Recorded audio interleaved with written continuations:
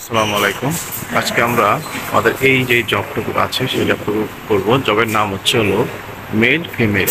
তো নিচের অংশটুকু হলো মেল, আর উপরের অংশটুকু হলো ফিমেল। ডায়াগ্রাম আছে, সেই ডায়াগ্রাম অনুসারে আমরা আমাদের এই কাঙ্ক্ষিত এই জবগুলো সম্পন্ন করব। তো আমরা এই জবটাকে ভাইসে বেঁধে তারপরে আমরা কাজটা সম্পন্ন করব এবারের মধ্যে।